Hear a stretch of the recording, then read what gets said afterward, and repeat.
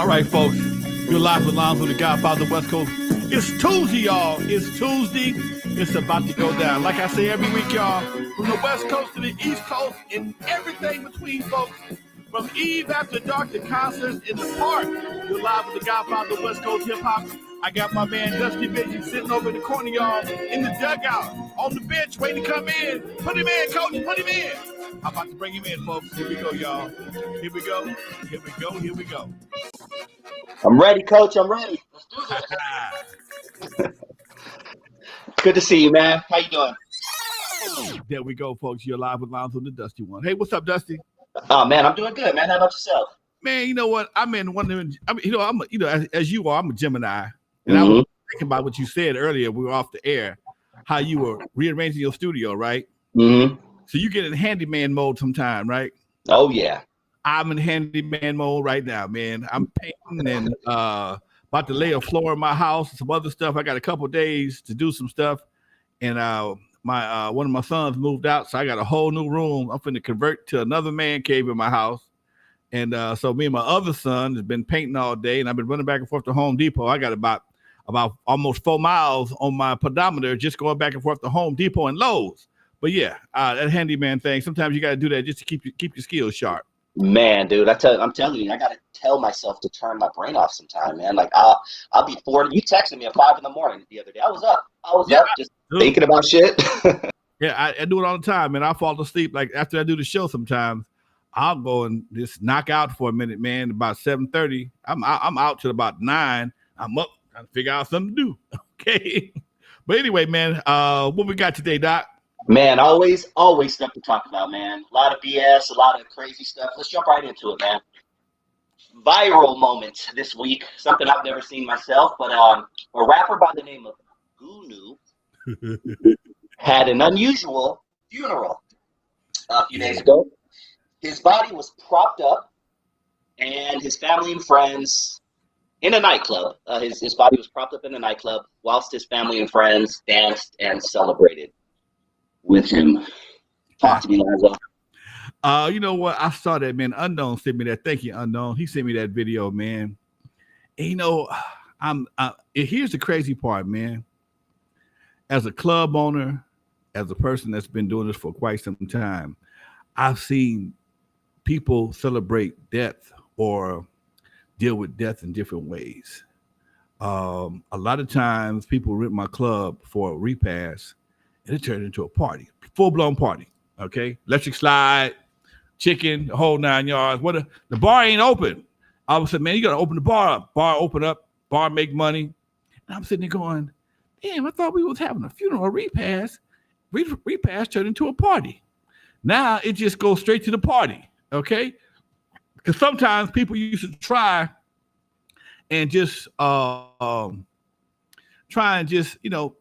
some remote form of tradition, a little somber, people, get a condolences to the family. People were sad, but nowadays, man, death is getting so common amongst youngsters. It's just another excuse to party. It's just another excuse to party. It's another reason to turn up, dude. Homie got shot. Yeah, we're going to the so-and-so the club. We're going to turn up for the homie. And back in the day in the 90s, everybody pour out a little liquor, things like that. But now they go into the store and just turn up. But it's like they need the excuse.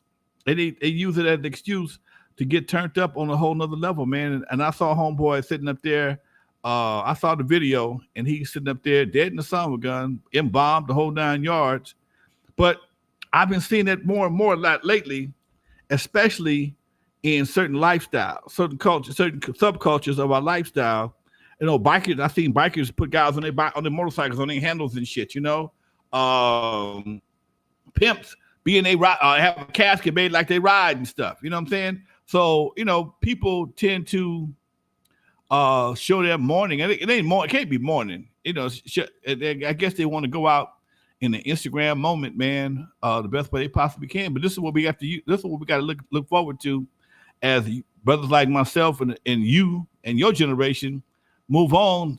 It's gonna be left up to them. They're gonna be twerking and whole 9 yards on the body, man. I'm surprised they wasn't twerking on the body. Man. They probably were. We just didn't catch that video. Okay. Now, if Yep. it get hard, you're gonna have a fit then. Okay. You better find there and feel something rise up on your ass. You go, oh, okay. But yeah, it's a different world. It's what they say on it's a different world from where you come Where from. you come from? Where you come from, baby. You know, Yeah. before you go What to up, Isaiah? Thank you, Isaiah, for that love. Let's Oh, jump into Isaiah's question before we move on. go ahead. Isaiah Edwards says, what did Magic Johnson mean to Black LA in the 80s? Man, Magic was the man back in LA, dude. Magic, in fact, it's funny you should mention that, dude. I'm watching the rise of the Lakers on I think it's HBO or Netflix, one of them channels. HBO. And HBO. And I remember when the Lakers won shit.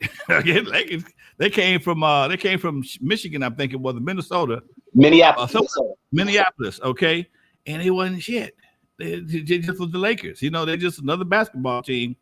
And when they started to win, and Magic came with the Showtime and Coop Loop and Kareem with the Skyhook, everything had a name. Everything was branded, and this put the whole city, man, on a whole nother vibe, dude. Because I mean, and here's the cool part about it.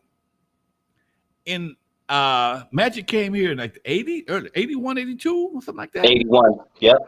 81. The eve after dark, Carolina West, a lot of the clubs was popping, and the Lakers be up in the club. You'll see that. And this is when in 81, LA was full of clubs. LA had clubs all over the place. Beverly Hills, Hollywood, the Hood. It had to be at least 100 clubs in LA back in 81, man. You could party literally every night of the week in Los Angeles. And you'll go to a club, and there's Magic, there's Kareem, there's Norm. No, you see Kareem. You see Norm Nixon. You see Jamal Wilkes. You saw Norm, Magic, Coop, every once in a while, and Worthy. Okay, but Magic was everywhere. Magic was the man, you know, and he meant a lot to the city of LA, and that's no bullshit. Yeah, that whole time was so much fun. Well, I'm talking 86, 87 when I actually remembered it. But I didn't get to see when the Lakers were a crappy team to them being, you know, I always remember them just being the shit. They were just another team, dude. And you got to remember, that was right after the ABA and the NBA merged. Because I think the ABA and NBA merged back in the late 70s, early 80s, something like that. Don't hold me to it. But I remember when it was two different leagues, okay? And the ABA had a 3-point shot. They could let you dunk. And the NBA, you couldn't do none of that shit, okay? Then they started letting you do it in the NBA, and then cats like Magic came in and just made it a whole nother thing, man. The no-look pass, and, you know, watch this show, man, because it's only a tip of the iceberg of what's really going on. Yeah, it's in my queue next, so I'll have more to chime on later.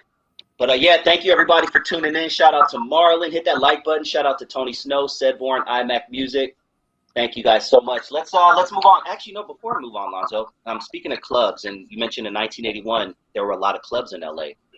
We briefly touched on this a long time ago, but back in like the 1940s, I guess around that time, there was an area in downtown LA where black folks like had their own section, right? And there was like a bunch of clubs. It was like popping. I think you told me old man Dudos used to tell you stories about that. Well, it wasn't down. It was Central Avenue. Central Avenue down in the 30s. Okay, it wasn't really downtown. They had some spots downtown, but most of it was on Central Avenue between like the 30s, like the 20s and the 30s and the 40s. Central Avenue was like Crenshaw was in the 80s. Okay, Crenshaw in the 50s and 60s and 70s was like Crenshaw was in the 80s. There is no street I can compare that to right now. Maybe Whittier Boulevard. Okay, and that's not even us. That's a whole other culture. But Central Avenue had all the clubs because that was far east side. That was southeast, way across the other side of the freeway. And we had a whole little subculture of nightclubs. We had the Dunbar Hotel. We had all kind of looked up. I can't think of all that shit. I was a baby myself back then, man. But I remember talking to old man Dusty, who owned Dudo's Music Center, and the reason why he built it on Central Avenue is because Central Avenue was the main drag, and Compton was predominantly white when he first built it. Excuse me. And you know, black folks like going where white folks are. If white folks got it, it must be good. So let's go to Compton. But you had to get them in and out because Compton PD was still all white. So they would come into Compton, see Al Green, Bobby Blue Land, BB King, whoever else was on the show, Tina Turner, Tina Turner, and then you know, they dip in, dip out, and that was the game plan. Interesting. Yeah, I love that history stuff. Let's move on to something that was a big deal this past week. Another sad, unfortunate situation, but we got to touch on it. 6 people were killed, 12 injured in a mass shooting in Sacramento. Now, at least 100 shots were fired on a main strip around 2 a.m. as everyone is exiting the clubs and heading home. And thankfully, as of 2 hours ago, 3 people have already been arrested. Now, let's break down some of the suspects before I get your point of view, Lonzo. Thank you, Rashard. Much to the disappointment of prosecutors, the parole board released one of the alleged shooters early. He was serving a 10-year sentence for possession of an automatic weapon and beating his girlfriend. One of the shooters, Lonzo, was seen on Facebook Live just hours before brandishing a firearm. Open shut case, but here we go. 6 people dead, 3 more black men in prison for possible life. Your thoughts, man? Well, dude, this is a perfect example of bitchism. Okay? It's bitchism. What happened that required 3 people to shoot up the whole club, fire over 100 shots? That means you wasn't trying to get one person. You was trying to get revenge on a whole family, a whole clan of people, a whole group of people. And 9 times out of 10, most of them probably didn't have nothing to do with that shit, man. Whatever y'all was mad about, I'm willing to bet you a bunch of people, when all the smoke is clear, a bunch of people had nothing to do, didn't know why they was getting shot, why they didn't, you know, they in heaven trying to figure out, why am I dead? What the fuck? What happened? But this is the culture that you have when you have bitchism. Okay, bitchism just don't they so emotional. Oh shit! It's like who was that? I'm gonna get you, sucker. Just start shooting shit just for no reason. Yeah. Just start shooting because just and people die, people get killed, people in a house have been shot and killed because of people doing this kind of stuff. Same thing happens in the streets. The homeboy, according to the news, he's already been he has served some time before for doing some other stupid stuff, and he got. Right now, they got him for possession of deadly felon in possession of a deadly weapon. But you know, 6 cases of homicide. And here's the crazy part: I have a family member that just took a deal for 21 years and never pulled the trigger, involved in the same situation. Didn't do nothing to nobody. Didn't shoot nobody, but because he was in the caravan. And when people start passing out time, like it's basketball scores, people start cutting deals, start lying and putting people in the shit just to make the case seem more successful. Because just like they are emotional when they do the shooting, the cops are emotional about the prosecution. Okay, it may have been one guy that did the actual shooting, 1 or 2 guys that actually did the shooting, but because 9 or 10 people got, well, and in this case, I heard the news today was 18 people got shot, 6 of them died. They're not going to just accept just one person going to jail for that. He could have been the only shooter with the guns they had today. He could theoretically be the only shooter. Probably wasn't, but were all 3 of y'all mad at 18 people? That's the problem. That's the question. Are 3 of y'all mad at 18 people? Y'all got 6 people apiece that y'all pissed off at, that y'all killed 2 each, and y'all shot 3 more each. So when you look at the actual situation, like I said a many times in the show before, man, I bet you when you go scrape away all the fat, get all down to the basics of the bullshit, it was probably based on some bullshit. Okay, because if somebody owed you some money, you only want to get one person. You want to get the person that owe you some money. That's just some kind of gang shit, and that shit right there is getting so old, man. This is just ridiculous, dude. Are you mad because they were able to celebrate an event? Today, me and my son, I got a son, 19. He and we had a conversation today because he gets a little upset because I keep a tight ring on him, dude. I live in South Central. He went to school in Culver City. He don't know much about South Central, what hoods not to go through, blah, and he like Latino girls. Okay, so he don't know you really ain't that welcome in East LA after a certain time, dude. You got to be careful where you roll at certain times because you don't know if somebody else might like homegirl or whatever the case may be.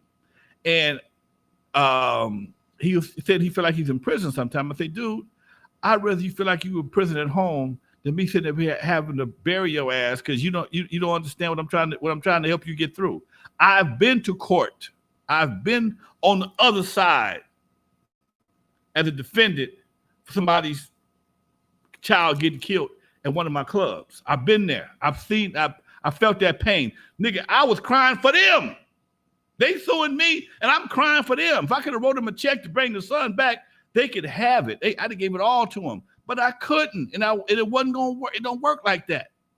So to experience that kind of shit, man, and again, that whole situation that almost cost me my house, cost me $100,000 cash, cost them their son, cost folks their brothers, was all over some bullshit. So I got a low tolerance for bullshit, man. I have a low tolerance.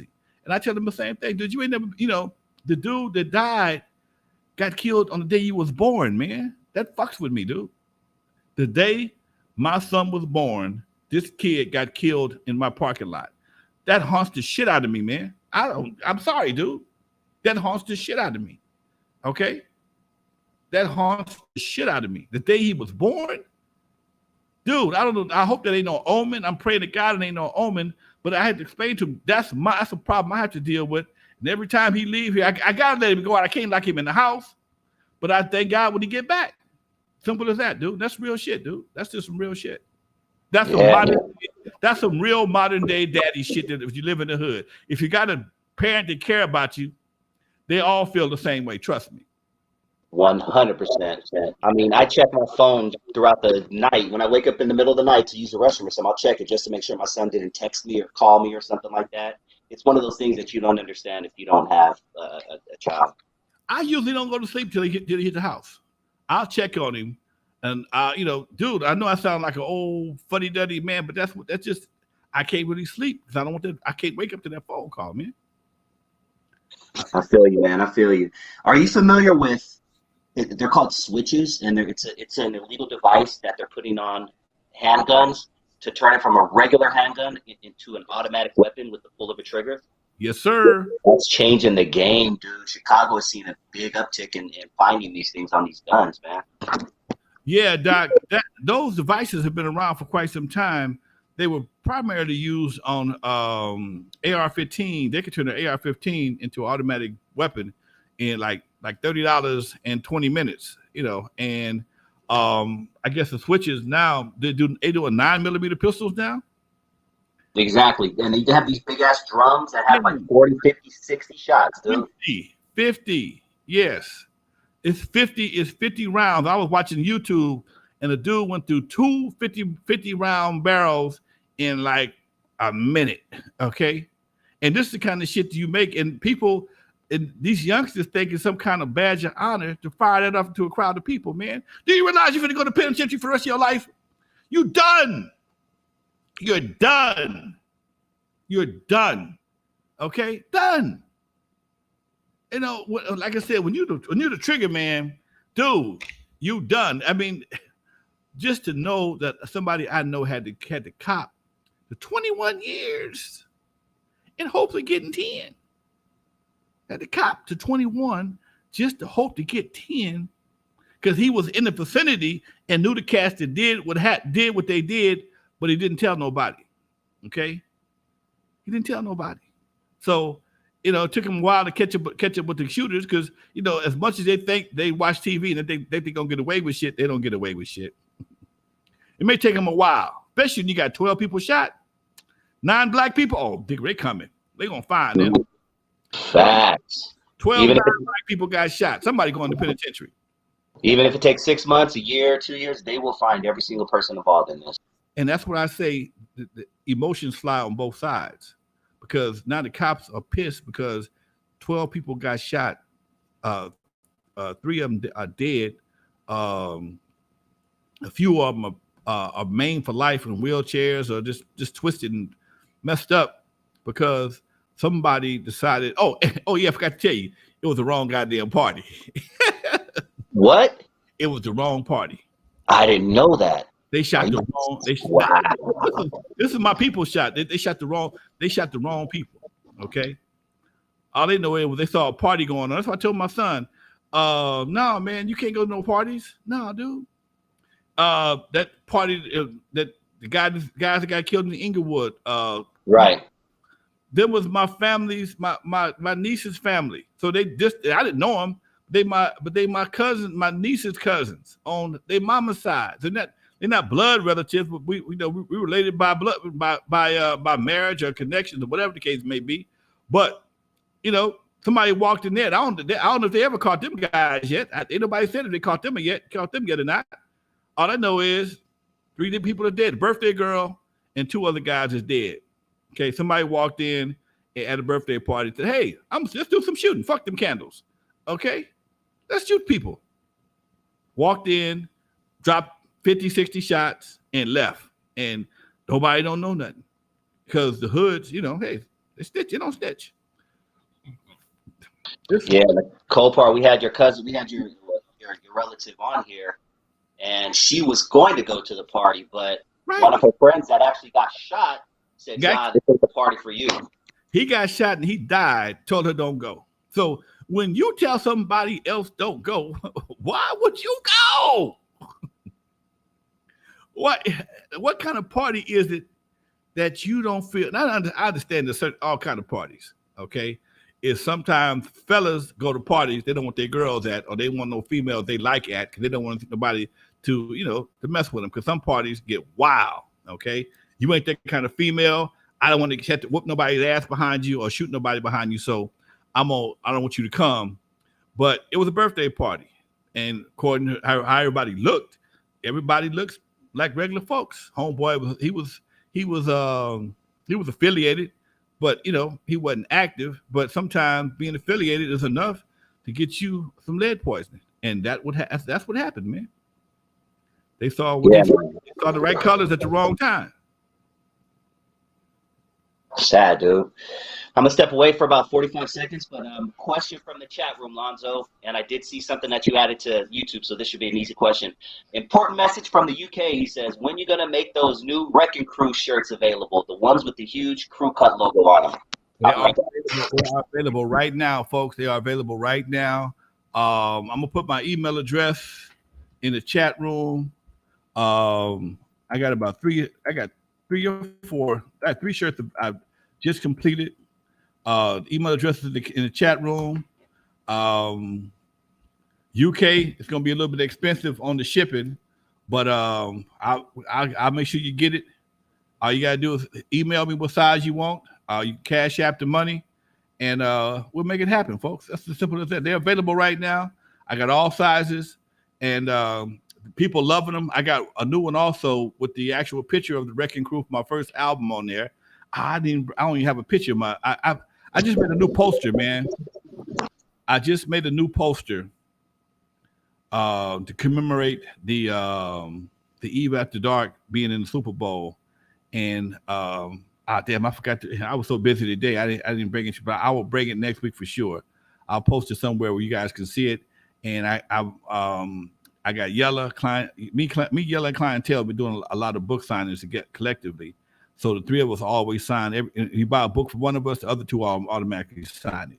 So I got a few posters I'm going to get them 2 to sign, and I already got them framed up, and I'm gonna be selling them. So yes, it's we in merch mode now, folks. I didn't realize that people really cared about this Wrecking Crew merch, so I'm creating new stuff all the time, and the shirts are available. Just like I said, email me. I dropped the email in my chat room right there.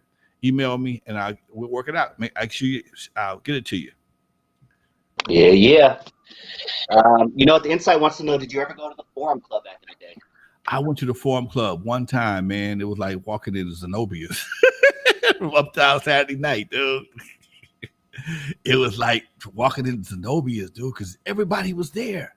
You feel like, dude, you feel like you know people, but you don't know. You see celebrities on television, and you've been watching them on TV so long. You feel like hey, how you doing, Jim? Hey, what's up, Wilt? How you doing? And most of them are pretty cool. Hey, how you doing, young man? How you doing? Hey, what's up, dude? But I kind of snuck in, so I was looking over my shoulder the whole time. I wasn't supposed to be in there, but nobody at the front door for a minute, so I just slid my ass up in there, and I didn't push my luck too much. I stayed about 15 minutes, got a good eye full of all the beautiful women, because the Forum Club was where the after party was for most Laker games. That was the after party. If you you had to be somebody to be in the Forum Club, because it was right there at the entrance of the Forum, but it was downstairs. There was a restaurant, and I eventually went to the Forum Club later on when it wasn't open. I think I had a meeting up there with somebody. Might have been Jerry Heller. I'm not sure, but I did have a meeting actually at the Forum Club, but it wasn't. It was before hours, but after hours. That was like that was after. I was the bar. That was the club.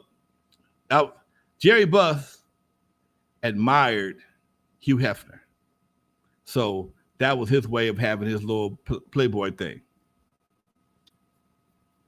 Nice. Marlon, shout out Marlon, says, hey, did you have a relationship and some stories with Candyman? Candyman, Knocking Boots Candyman? Exactly. That's my dude. He's in Arizona right now. Candyman did his. I got Candyman's masters right now from Knocking Boots. Okay. Yeah. I have his masters to the grandmaster. A grandmaster in old school recording is the 24-track recording. It's the grandmaster, and then it's the master. The master is the 2-track recording. The grandmaster is the 24-track with everything on it, all the separate drums, all the separate keyboards, guitars, whatever the case may be. And yes, me and Candyman got tons of stories. He would be at my house on a regular basis. I can't think of that crazy offhand, but he was also a part of the Fila Al Johnny J crew.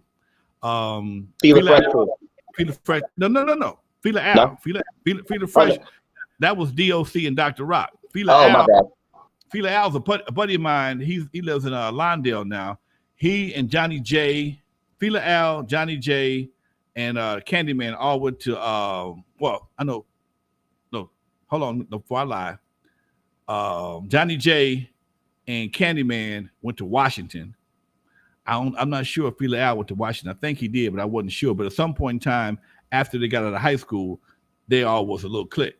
So yes, I definitely got some Candyman story. I can't think of none right now, but I'm trying to get him on the show. He disappears from time to time.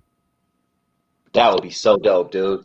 You know what? For a song like that, Knocking the Boots, with the oh boy, I love you so, never ever gonna let you go. Is an artist at the end of the day, when it's all said and done, is an artist getting paid for that, even though it's someone else's song? Like, do you think Candyman got paid for that? Is what I'm saying. Candyman got paid for the writing. Back then, sampling was so new, they didn't know how to address it. Okay, so a lot of samples didn't get cleared till after they figured out how to make it happen correctly. That was Rolls Royce. I forgot the name of the song. That was a Rolls Royce song. They own that sample. That record went platinum. They got a master use and they got publishing on Candyman's song. They made it, and sometimes depending on how the publisher is, they may take 80% of the publishing. They may take 80% of the publishing because you stole some shit from me. When that Masterpiece stole Turn Off the Lights, I took 100% of the publishing. I ain't give up nothing. You know, you interviewed a speech from Arrested Development, and he said that he has a song, and Prince said Tennessee, just the word Tennessee, and Prince wanted all the publishing. Yeah. Prince didn't play. Prince did not play. Prince wouldn't even give you a clearance back in the day. They started to clear. People have started to get some clearances now, but when Prince was alive and hot, he wouldn't give nobody nothing. Okay, you wouldn't get no permission. You had to do a remake. You had to do a full remake of Dove's Cry. I mean, because my boy Duffy Hooks, rest in peace, he did a Dove's Cry rap, and if you do it like that, they can't stop you. But to actually use the actual master, no. Unless you get 100% approval for master use and publishing, you ain't got nothing coming. Damn. Okay, so you would definitely, as a new artist, you would probably bet against, like, don't do that, basically. Nah, man. If you especially nowadays, publishers are kind of greedy, and they know sometimes samples go, especially if you're an independent.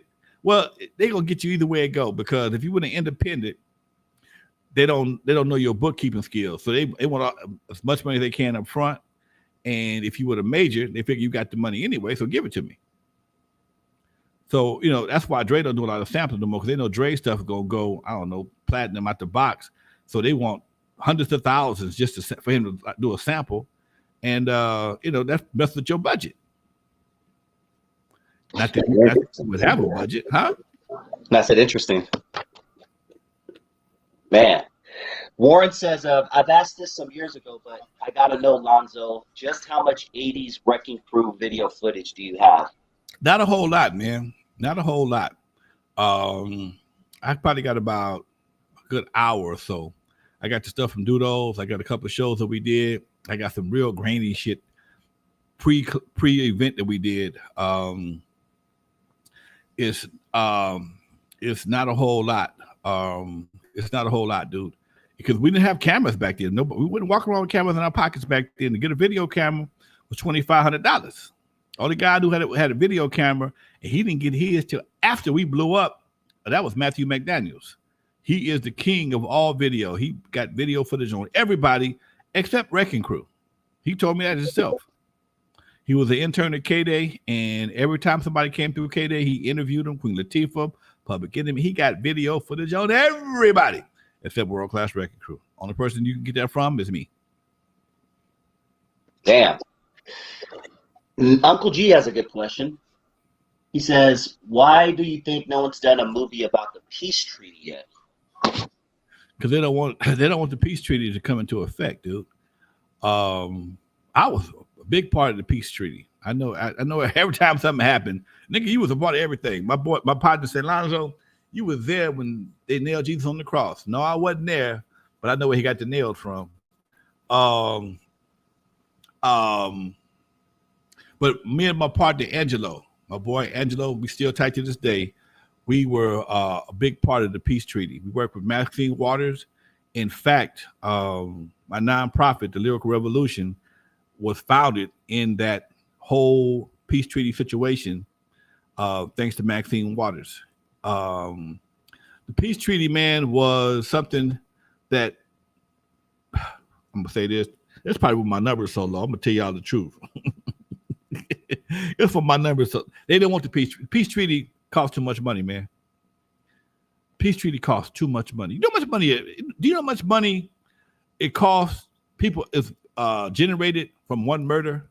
$1 million for one murder. From the ambulance driver to the coroner to the burial. DA, the county, it costs $1 million. It's $1 million is dispersed between the police, coroner, doctors, hospitals, courthouse, jails, a whole 9 yards. It's big money in crime. In fact, I remember one of my dad's friends, he had a mortuary in Linwood. He came by my dad's house doing the peace treaty. And I never heard nobody say something that was a black man say something that was so ignorant all my life. He said, "Man, this peace treaty about to put me out of business. These niggas ain't killed nobody in damn near 10 days." He said some shit like that. This peace treaty about to put me out of business. These niggas ain't killing nobody in 10 days. It's costing me money. So when you think about that, man, all the funeral homes, the funeral business, at one point in time on the corner of Avalon and Rosecrans, there was a billboard for Harrison Ross, and it said, "Volume keeps our prices low." I remember that shit like I said. I showed it to unknowns. You see that shit, man? What? Look at that. Read that sign. Volume keeps our prices low. So that means black folks are killing black folks so much we can afford to give y'all a discount. Okay, and wow. Then I found out later on that Harrison Ross was even owned by black folks no more. Some of the main funeral homes are not owned by black folks. They're just black, had the same name. Wow. I heard Ice Cube say Harrison Ross in the song, and I never even knew what that was. Harrison Ross is a big funeral home. They have one next to KGLH. They're like franchises. They're like franchises. They're all over the place, man. They were all over the place. They still are. And at some point in time, the funeral business got so big, got so good, they sold out to another nationality, to my understanding. Damn. So much money in black on black, Latino on Latino crime, man. It's crazy.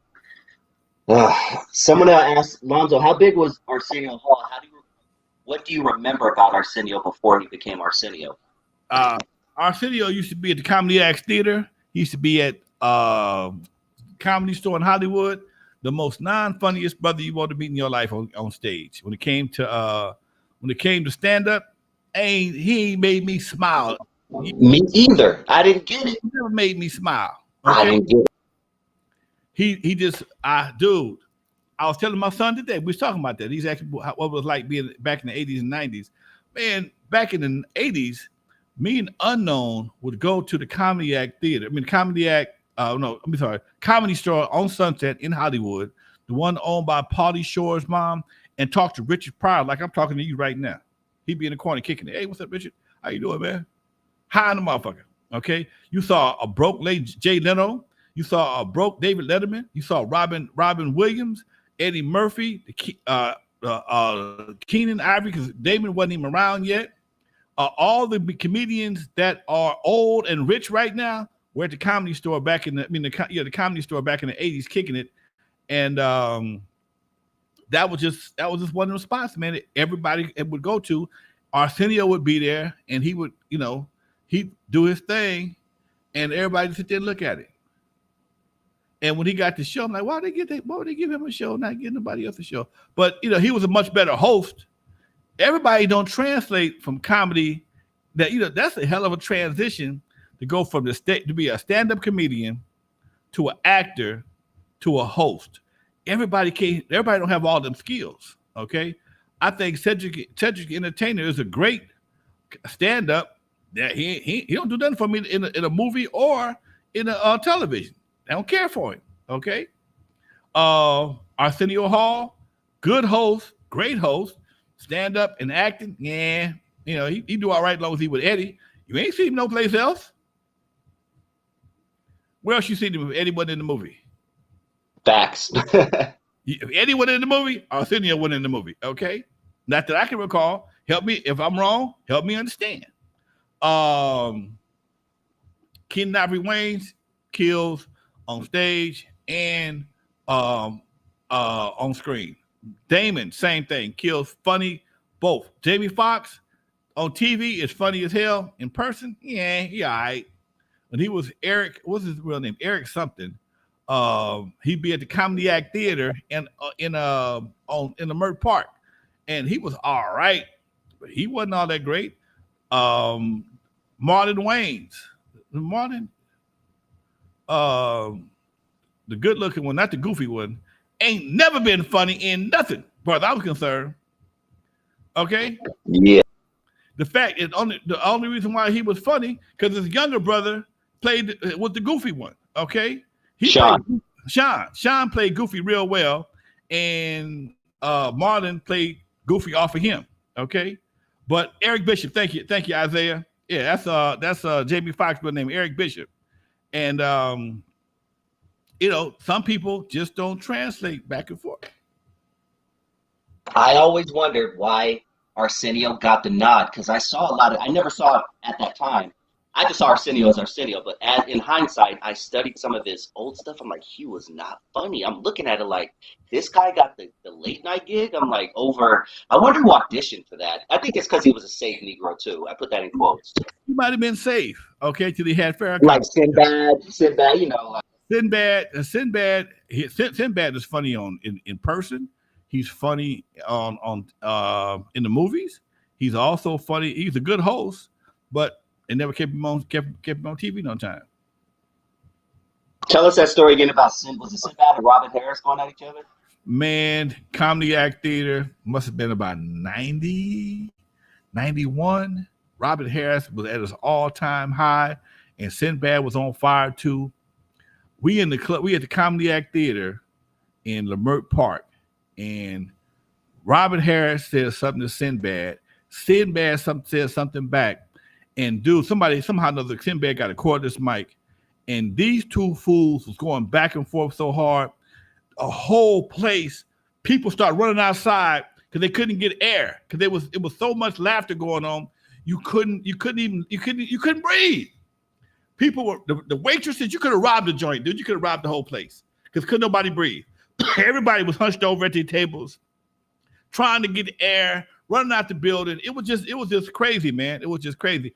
I saw Sinbad at the NAMM convention, and we talked about that. He remembered that shit. I saw Sinbad right before he had the stroke a couple of years ago, and we talked about that shit. He didn't know me, but he remembered the situation, and we laughed like a summer gun in because him and Robin, they were they just had a great chemistry against each other. It was like Muhammad Ali and Joe Frazier. It was going to be a good fight, okay? No matter who you like, it was going to be a good fight. You may be a Frazier fan, but you'll love Ali because he gonna bring it to him. He ain't gonna lay down on his ass. And Sinbad didn't even cuss, and he still brought it to him, okay? Sinbad, right? Sinbad, Mac Turtle. Sinbad don't cuss, and he still brought it to him, okay? I love that shit, dude. That's so dope, man. What do you think about Will Smith losing those endorsements? Oh, Dark Channel. Good looking out. Thank you so much. Thank you so much. Appreciate you. So Will Smith losing a bunch of endorsements. Bad Boys 4. Yeah. What are your thoughts? They gotta let the smoke clear a little bit, man. That boy gonna make too much money for them. Look, Will, sit down for a minute. We ain't gonna cancel the contract. We're gonna run an ad in the paper. Say, hey, we gonna put it on hold. They ain't said they cancel. They said put them on hold.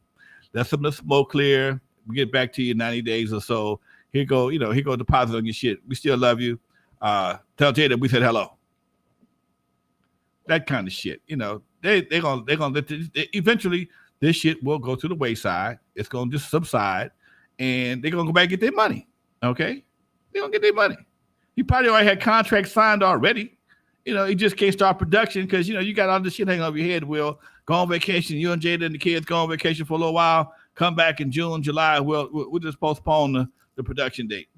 Okay? Meanwhile, we'll tell them we cancel your shit and nobody loses. We just have to save our face in the public.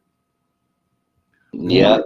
Just like they tried to do with Tom Cruise years ago. Remember, he was going through that whole Scientology crazy phase, jumping on couches and stuff like that. And they talked about it for a while. He still did Mission Impossible. Okay. Exactly. Hundreds of millions of dollars later. Don't trust the money. Do not trust the money. Okay.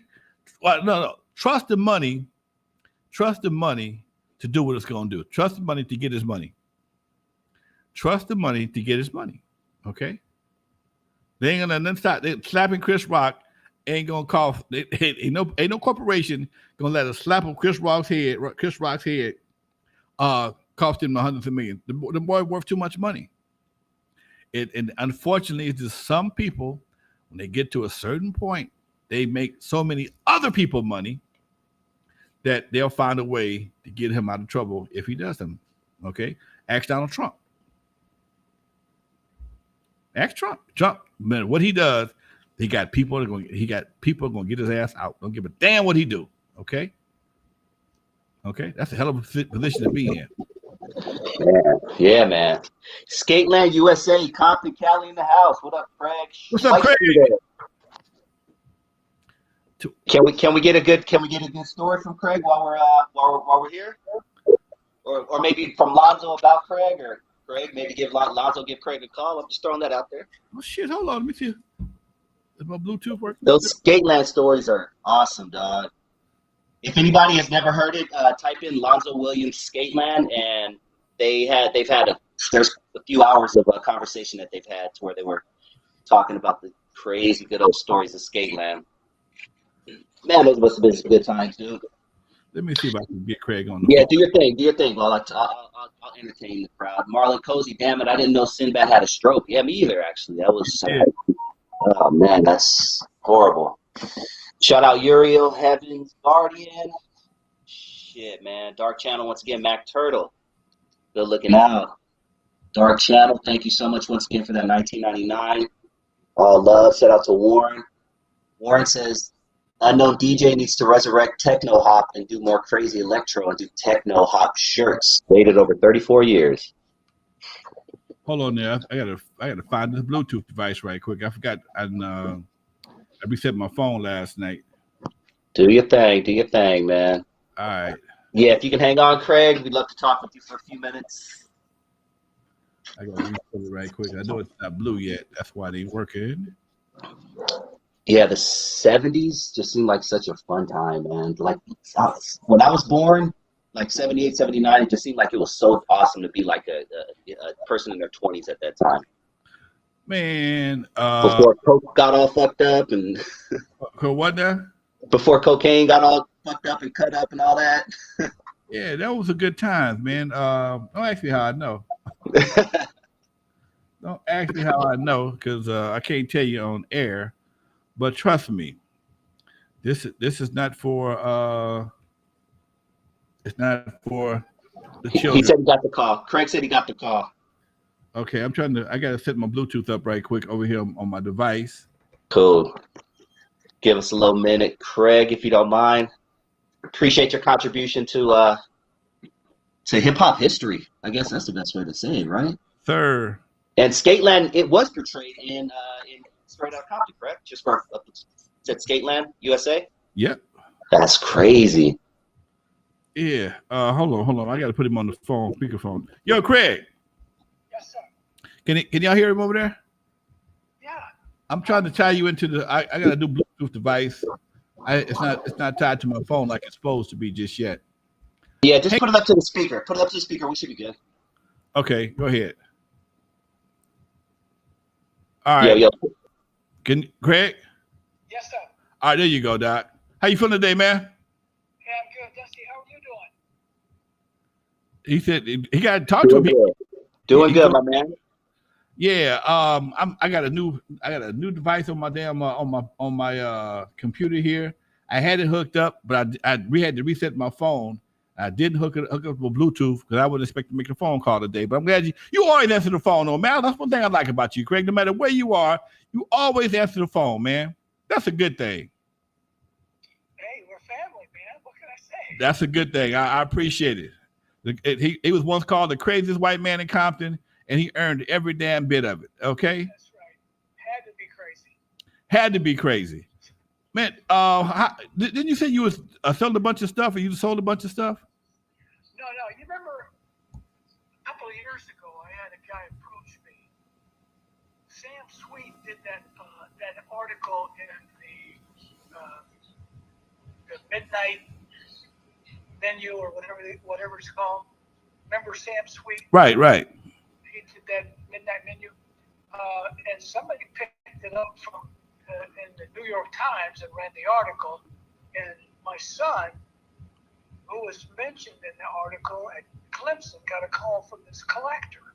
Okay. And he approached us, and we sold our entire archive to him 2 years ago. I mean, I sold the 1200s I had.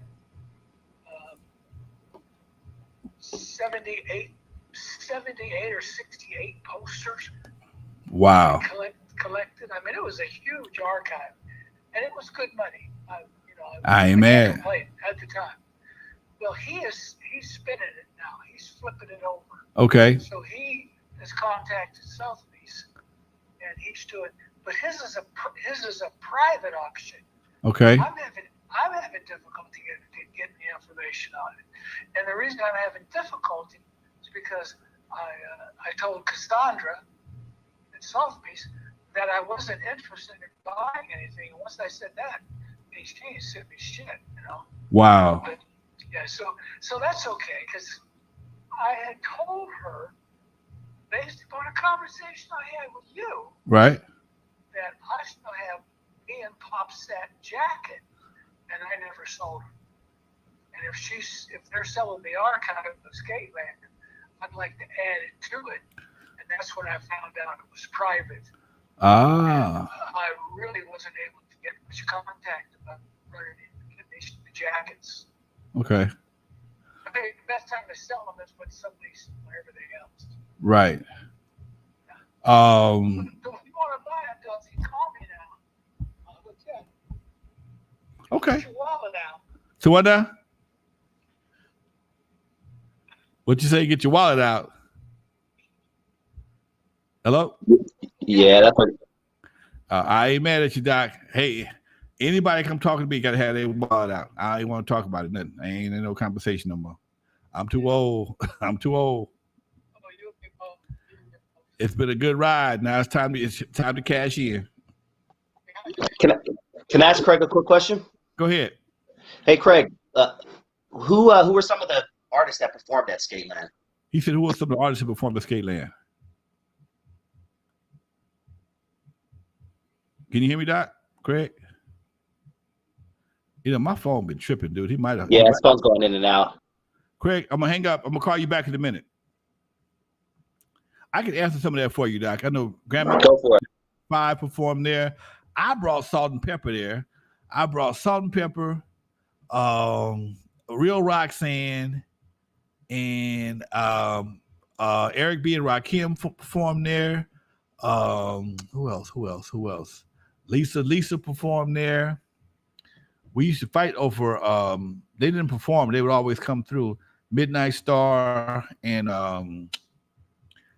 Atlantic Star, Midnight Star. They did Dudos and Skateland back to back one night because Greg Mack pulled a power move on Gerald Busby and had him showing up at both venues. My man, Roger brought a lot of people over to Skateland. Roger, Uncle Jam's Army brought more people than I did over there. I did the grand opening for Skateland. The crew performed over there. I brought a lot of acts over there. Then we some of my records started taking off, and we left and went on the road. So Roger and them came and slid in behind us, and he brought a lot of acts over there. Till them Bloods got tired of him. Oh, damn. Do you know what happened? Yeah, they ran him up out of there. Hey, why? What was the reason? Because Roger always attracted Rolling 60s Crips.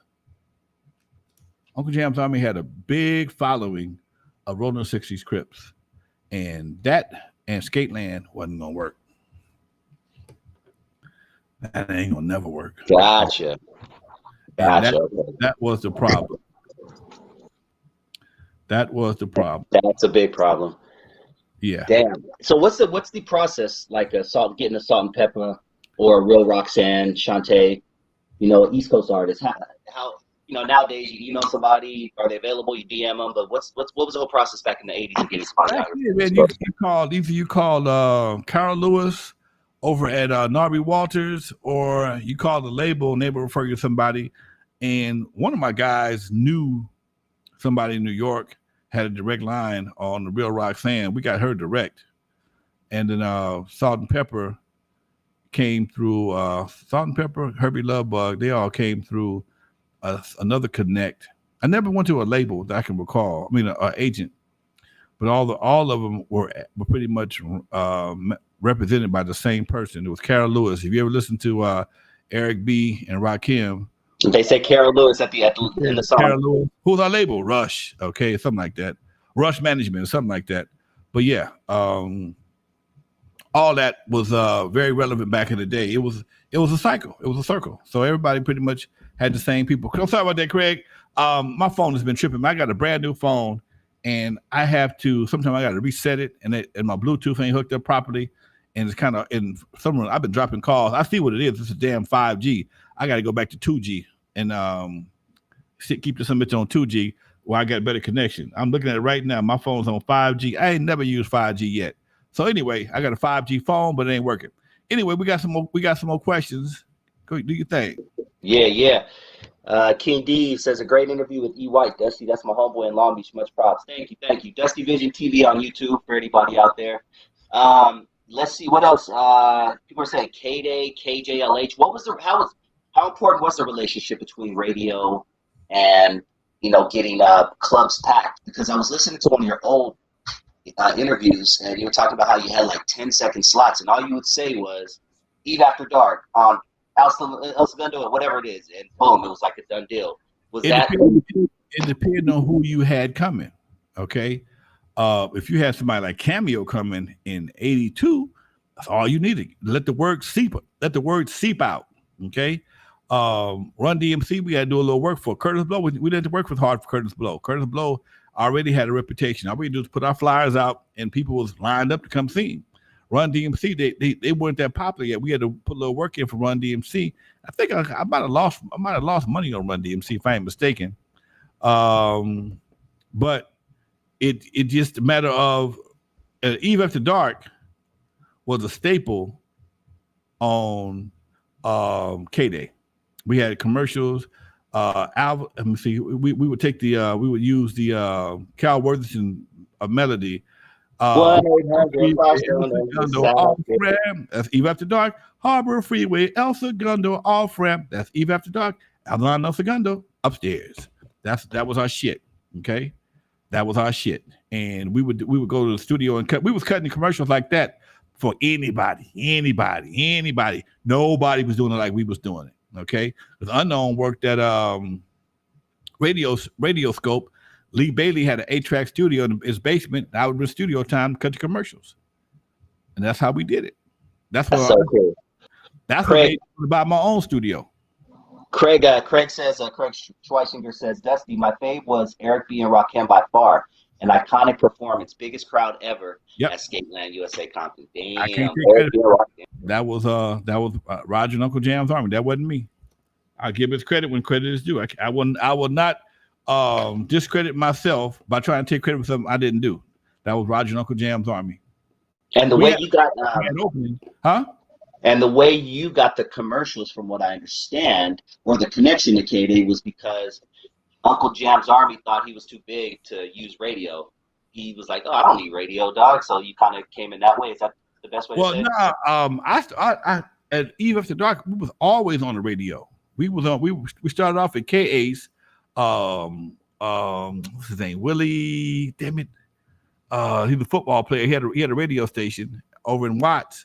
I started off over there. That worked out pretty good. Then they went out of business. Then we went to KGFJ for a little while.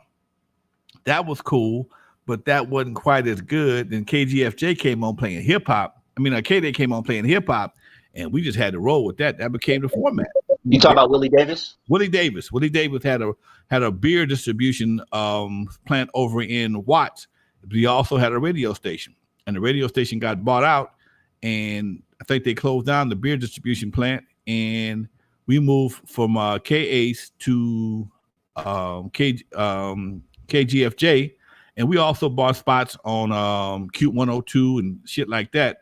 But it just when K-Day started playing hip hop, it just made it much better for us. That's dope, man. I love these conversations, Lonzo, but it's coming to an end. Mac Turtle says, "Pussy cow, pussy cow, pussy cow." I swear, that's what I used to hear every time they played that as a kid. What's pussy cow? It's Cal Worthington. It's Cal Worthington and his dog Spot. Pussy cow. Pussy cow. Talk about old school commercials for anybody who didn't live in LA at that time. Y'all was shipping it with Go See Cal, goddammit. Yeah. All right, Lonzo, what's going on, man? How's the Thursday show going? I know you got book signings coming up. Me, Yella, and Clientele been signing more books than Obama have lately. and I think that's a good combination. It's like having you got 3/4 of the world class record crew and a quarter of NWA, all in one. Okay, and people love that. So we're doing San Diego next week. We'll be in San Diego on the 16th. Then we go back to 24th in Inglewood.